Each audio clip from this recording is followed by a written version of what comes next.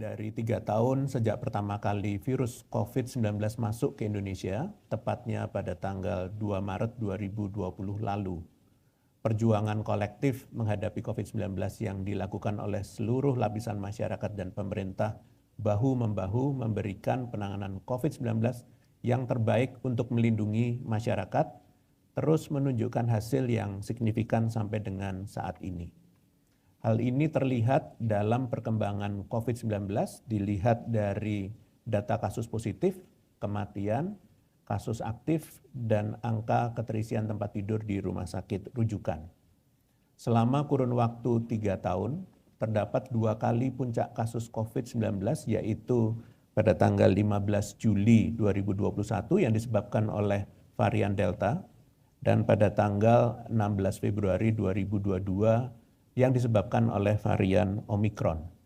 Pada gelombang pertama akibat varian Delta di tahun 2021, rata-rata penambahan kasus positif harian adalah 16.041 kasus, dan pada gelombang kedua akibat varian Omikron di tahun 2022, angka ini meningkat menjadi 18.138 kasus. Saat ini, rata-rata penambahan kasus positif harian selama bulan Januari sampai dengan Juni 2023 hanya sebesar 533 kasus positif, atau turun lebih dari 97% dari rata-rata saat puncak kedua. Pada rata-rata penambahan kasus kematian harian, terlihat penurunan signifikan hingga lebih dari 94% jika dibandingkan dengan periode gelombang kedua akibat varian Omikron dan gelombang pertama akibat varian Delta.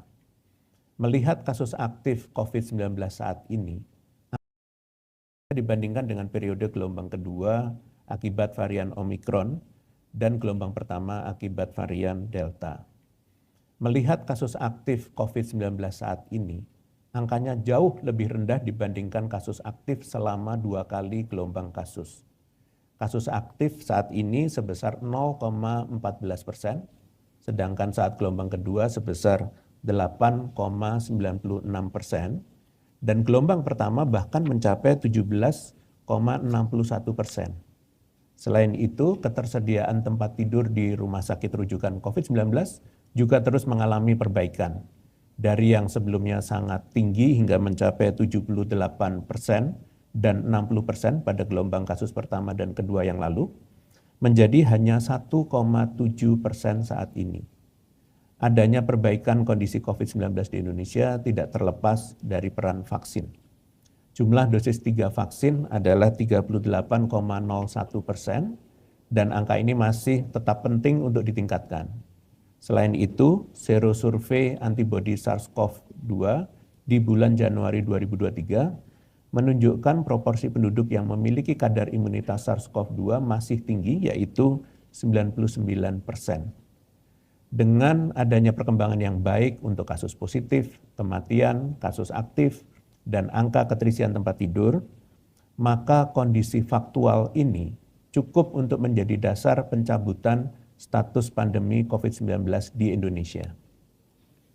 Kemarin, tanggal 21 Juni 2023, Presiden Republik Indonesia Jokowi mengumumkan pencabutan status pandemi COVID-19 di Indonesia, menyusul pernyataan WHO yang lebih dahulu, yaitu tanggal 5 Mei 2023 lalu, mengenai pencabutan status COVID-19 sebagai kedaruratan kesehatan global. Pada awal COVID-19 masuk ke Indonesia, pemerintah menetapkan status kedaruratan kesehatan masyarakat melalui keputusan Presiden nomor 11 tahun 2020, yang kemudian disusul dengan keputusan Presiden nomor 12 tahun 2020 yang menetapkan COVID-19 sebagai bencana nasional. Selanjutnya, pada tahun 2021, pemerintah menyatakan status faktual pandemi COVID-19 di Indonesia melalui keputusan Presiden nomor 24 tahun 2021.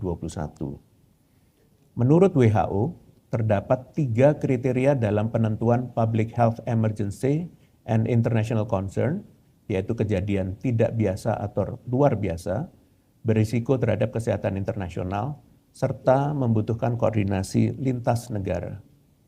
Merujuk hal tersebut dengan melihat kondisi faktual saat ini, maka dapat dikatakan COVID-19 sudah tidak lagi termasuk sebagai kedaruratan kesehatan masyarakat dan bencana nasional di Indonesia. Artinya, Indonesia sudah memasuki masa endemi.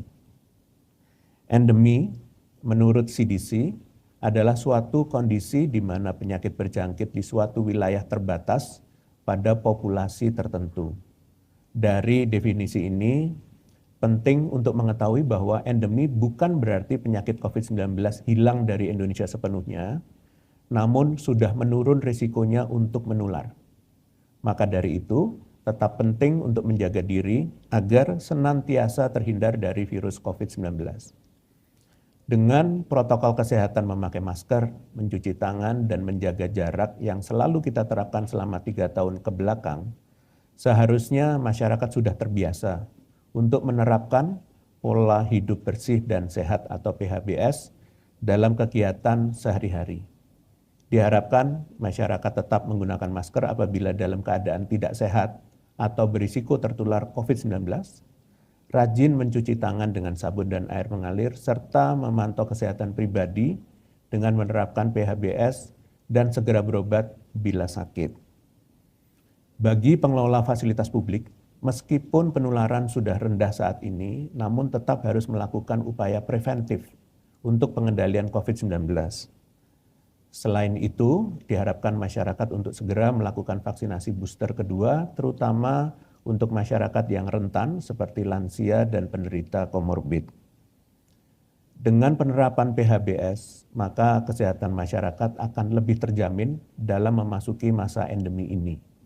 Menyusul beberapa negara lainnya yang juga sudah mengakhiri status kedaruratan kesehatannya, seperti Amerika, Inggris, Jerman, Australia, dan negara tetangga seperti Singapura, Thailand, dan Filipina.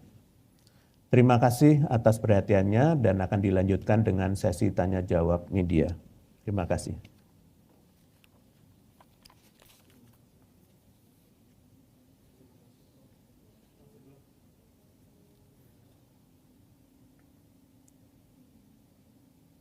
Prof, atas perhatiannya. Pertanyaan pertama dari Theo, medcom.id, dan Medi Sudiana dari Bali Global News Denpasar. Usai status pandemi dicabut, bagaimana penanganan pasien COVID-19 selanjutnya? Apakah biaya pengobatan dan vaksin akan dibebankan sepenuhnya pada pasien atau pemerintah menugaskan BPJS Kesehatan untuk mengcover seluruh biaya perawatan COVID-19? Terima kasih. Baik, terima kasih medcom.id dan Bali Global News Denpasar. Saat ini vaksinasi dan penanganan atau pengobatan pasien COVID-19 masih dijamin oleh pemerintah. Kemudian kebijakan selanjutnya akan diatur oleh pemerintah. Oleh karena itu, saya mohon kepada masyarakat untuk dapat melakukan vaksinasi di gerai vaksinasi terdekat bagi yang belum melakukan vaksin sampai dengan booster kedua untuk tetap menjaga imunitas tubuh dan mempertahankan herd immunity di masyarakat. Kedepannya, tanggung jawab masyarakat pada masa endemi sangat penting untuk saling menjaga dan saling melindungi supaya tidak tertular COVID-19. Terima kasih. Terima kasih, Prof. Pertanyaan selanjutnya dari Theo, medcom.id. Memasuki status endemi, bagaimana dengan kelanjutan Satgas COVID-19? Apakah dibubarkan atau tetap dipertahankan? Selanjutnya, seandainya kasus COVID-19 kembali mengalami eskalasi, apakah mungkin Indonesia kembali masuk ke status pandemi? Terima kasih. Terima kasih medcom.id. Satgas yang menangani COVID-19 merupakan lembaga ad hoc yang dibentuk untuk menangani kedaruratan kesehatan masyarakat yang terjadi di Indonesia. Seperti yang terlihat kondisi penanganan COVID-19 yang semakin terkendali dan terus membaik, maka peran dan fungsi Satgas akan disesuaikan.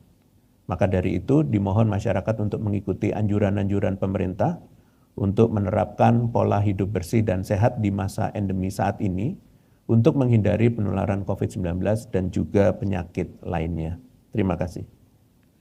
Baik, Prof. Pertanyaan terakhir dari Vika, kompas.com. Dengan adanya endemi, bagaimana kebijakan pakai masker di tempat umum dan di transportasi publik? Karena masih banyak transportasi publik yang menerapkan kebijakan pemakaian masker. Selanjutnya, apakah nantinya akan ada aturan atau SE baru mengenai pembaruan kebijakan termasuk pembaruan prokes? Kapan SE akan terbit? Terima kasih. Baik, terima kasih kompas.com. Menjaga kesehatan diri dan orang lain di sekitar kita merupakan tanggung jawab setiap individu masyarakat. Pemerintah menganjurkan untuk tetap menggunakan masker apabila dalam keadaan tidak sehat atau berisiko penyakit COVID-19 seperti pilek, batuk, dan bersin. Selanjutnya, mohon kepada media untuk menunggu update selanjutnya dari pemerintah. Terima kasih. Sebagai penutup, kami ingin menyampaikan bahwa keadaan kedaruratan kapanpun bisa saja terjadi mengingat potensi perubahan kondisi kesehatan, kondisi sosial, kondisi alam, dan kondisi lingkungan di tingkat nasional dan global. Maka dari itu, soliditas dan gotong royong dalam penanganan kedaruratan ini di tingkat pusat dan daerah dalam satu komando menjadi aset bangsa dalam penanganan kedaruratan di masa yang akan datang. Kepada seluruh masyarakat diminta untuk tetap menerapkan prinsip kehati-hatian dalam menjaga kesehatan saat melakukan kegiatan sosial dan ekonomi secara aktif. Pemerintah tetap siaga dalam menghadapi potensi kedaruratan di masa yang akan datang dengan selalu meningkatkan kemampuan mendeteksi, mencegah, dan menanggulangi bencana. Terakhir, sebagai juru bicara pemerintah dan koordinator tim pakar penanganan COVID-19, serta mewakili seluruh jajaran Satuan Tugas Penanganan COVID-19 menyampaikan rasa syukur dan terima kasih kepada seluruh kementerian dan lembaga, TNI dan Polri, pemerintah daerah provinsi sampai dengan tingkat RT atau RW, para tenaga medis, kesehatan, dan relawan, para pakar dan akademisi, swasta, tokoh masyarakat dan agama, media massa serta masyarakat Indonesia yang terus membantu dan saling bergotong royong dalam penanganan COVID-19 di Indonesia selama 3 tahun terakhir. Sekian konferensi pers hari ini. Terima kasih. Wassalamualaikum warahmatullahi wabarakatuh.